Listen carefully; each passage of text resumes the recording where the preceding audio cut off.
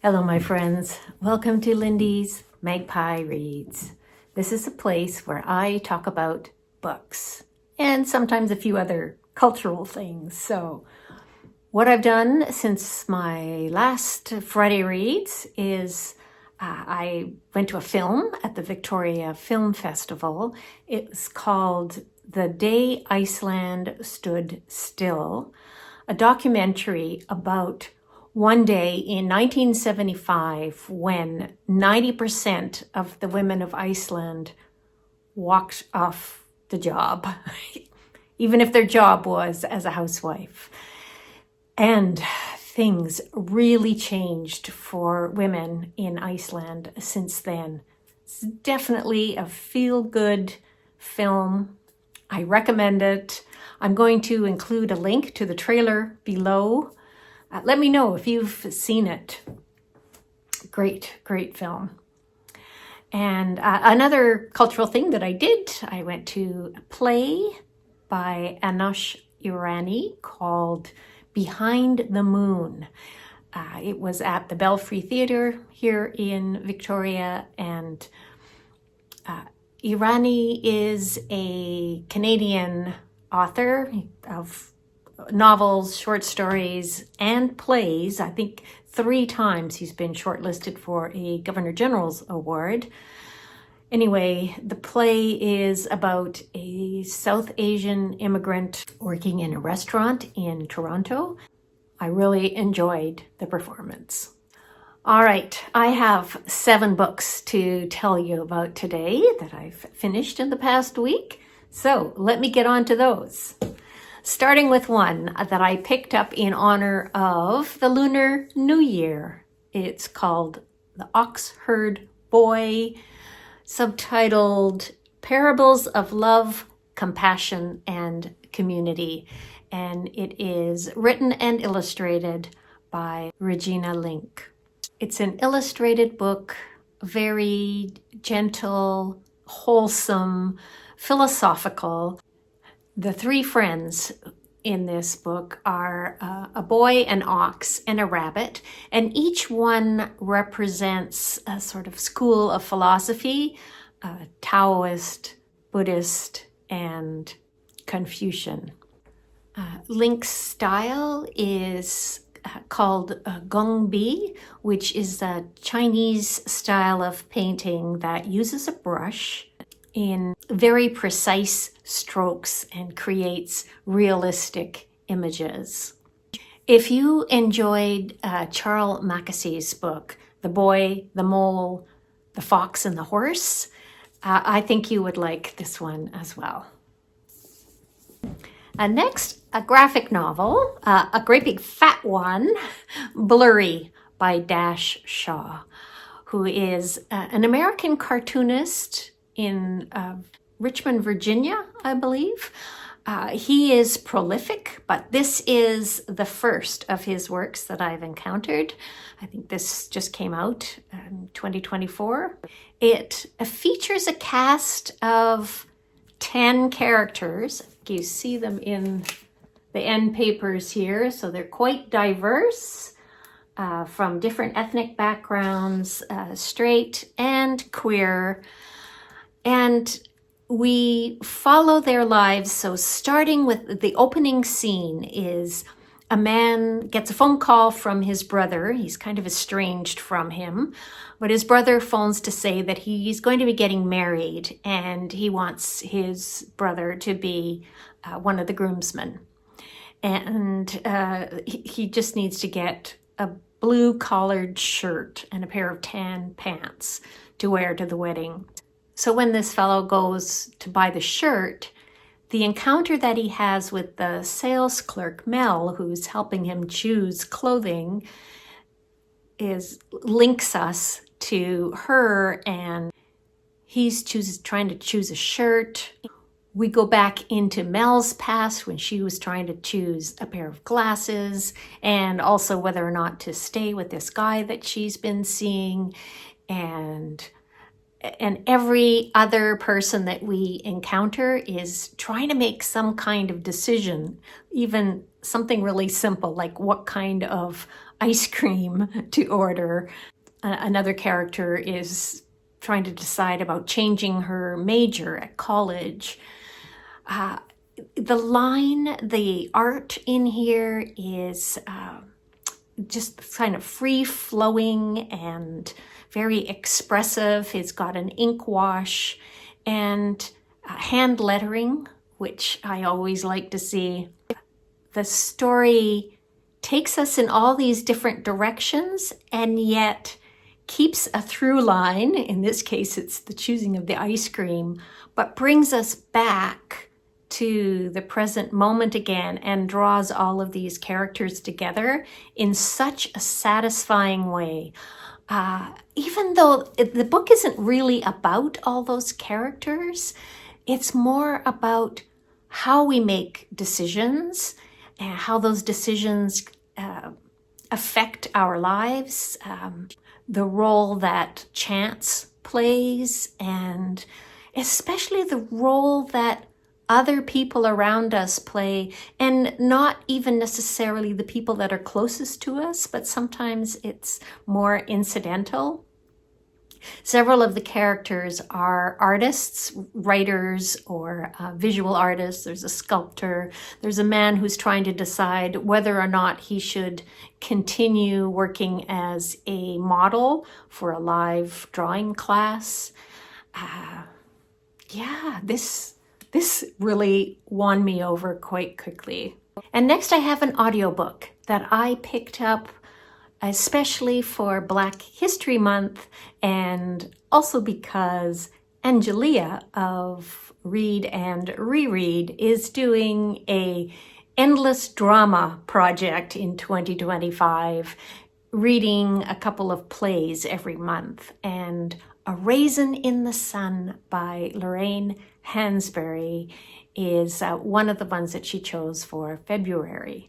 Now, one of my subscribers and a friend who lives in Germany, Amelia, she recommended that I pick this up in audio, and I'm so glad that I did. I listened to the original Broadway cast performance of it. It first came out on Broadway, I think in 1959. Lorraine Hansberry was the first African-American woman to have a play produced on Broadway.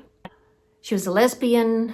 She died of pancreatic cancer in 1965. She was only 34 years old. So the play is about a hard-up African-American family living in a small apartment in Chicago, and they've come into a $10,000 windfall. So the question is, what are they going to do with this money? And the title comes from a line in a Langston Hughes poem. What happens to a dream deferred? Does it dry up like a raisin in the sun? What a great play. Next up, That Librarian by Amanda Jones. So this is about the fight against book banning in America. You might have heard of Amanda Jones. She's a school librarian in a small town in Louisiana.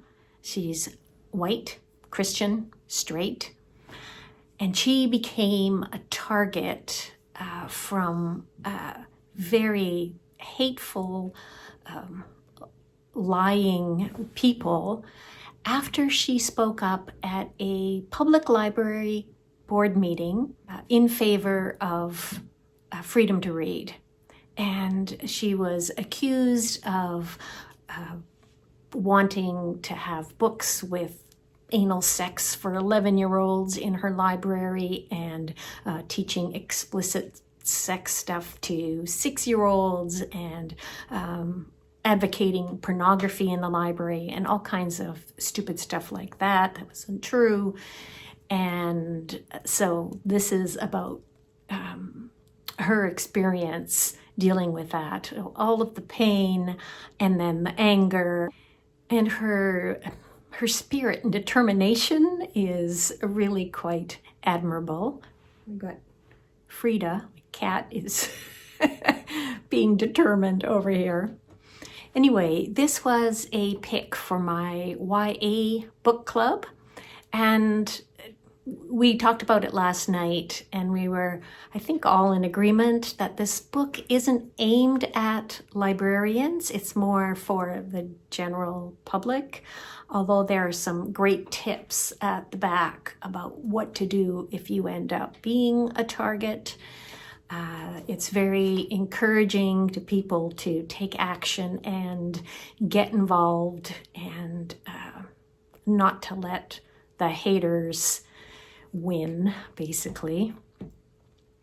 It reminded me a lot of Dan Ariely's book, Misbelief. What makes rational people believe irrational things. And in that book, Ariely talks about when he was the subject of hate on social media. Next, we have Canadian history. I did this as a audio and text combo. It's Reconciling History, a story of Canada. And it's got two authors, Jody Wilson-Raybould and Roshan Danesh. Wilson-Raybould is a member of the Wiwakai Nation. It's one of the Kwakwaka'wakw speaking peoples from Vancouver Island area. And Roshan Danesh is a lawyer and educator who has worked for years on Indigenous rights in Canada. And what they've done in the audiobook, there's the two of them are narrators, but there are also a whole bunch of other narrators. It's a compilation of many voices through history that shows a different perspective on how Canada became the way that we are now. I have been, I think, justly critical of my country, but I am also sure that there's no other country in the world where I would rather live. And this book is full of images. Louis Riel.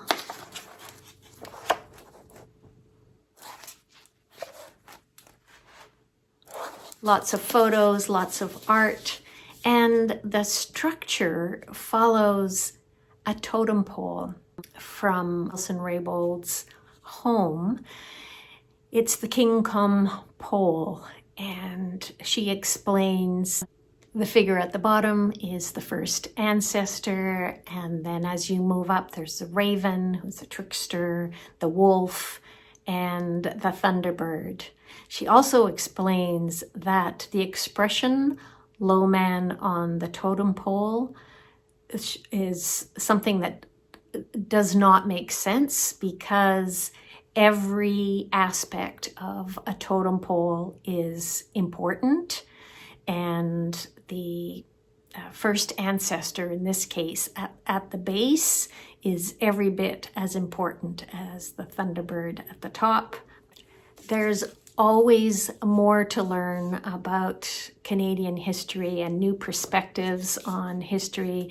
Many of these voices are Indigenous from across the land that we now call Canada. And as you can see, this is my own copy. I had to buy it because as I was listening to it, I realized, this is something I want to refer to again and again. And next, I have The Most by Jessica Anthony. This is a novel that I heard about on two booktubers channels, so their best of 2024. Well, that's what it was, I think, for Russell of Ink and Paper. In the case of Greg of Supposedly Fun, I think this was in a video where he said, "These are books that I read in 2024 that I wish more people would discover." And when I heard him talk about this book, I didn't realize that it's the same Jessica Anthony who wrote Chopsticks. This is a book that I read back in 2012, a multimedia novel that is very ambiguous about what's going on. It's done in collage, and the art is really important in the book. This one is straight text, and it's got such a beguiling premise. It's set in 1957 over the course of one day, and this woman, Kathleen, tells her husband she's not going to church with him that day, so just take the two boys and I'm going to stay home. And when they get back from church, she is in the pool that's at their apartment, and she won't get out. So there's an amazing amount of tension that's built up over the course of the novel as we find out about what's going on in this marriage. And I was so entranced. And I did this as a buddy read with my friend Louise off in Australia. Yeah, that's great. Loved it. The reason that I know that it's 1957 is because we hear about Sputnik 2 and the dog Linke that was sent off into space by the Russians. Linke also comes up in the final book that I have to tell you about today. I read it as an ebook and a buddy read with Natalie of Curious Reader. I'm talking about The Door by Magda Szabó, who's a Hungarian writer. It was translated by Len Rix. The edition that I read had an introduction by Ali Smith, who's one of my favorite writers. And this was in the best of 2024 video that Scott of Gunpowder Fiction and Plot did. It might make my best of 2025. I loved it so much. So it covers quite a stretch of time in Hungary, starting from the late 50s and into the 80s. And in a lot of ways, the central character, Magda, who's telling the story, is very much in the same situation as Magda, the author. She's an old woman looking back on the time when she first met Emerence. Emerence was an old woman at the time, and Magda and her husband hired her to do housework for them. Emerence is the kind of character you will never forget. Just almost mythical. And yeah, very much larger than life. And the allegorical aspects of this book and how they relate to the Communist Party, life in Hungary at that time, what the arts and culture were like for people writing at that time, all of that. Just perfection for me as a reader. I felt like I went through so many experiences, and this is a case where the narrator is a very flawed person and she admits that, regrets that. It's just all so very human. Oh, there's casual brutality. There's so much love as well.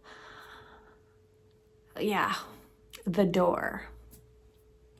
Definitely my top book of the past week.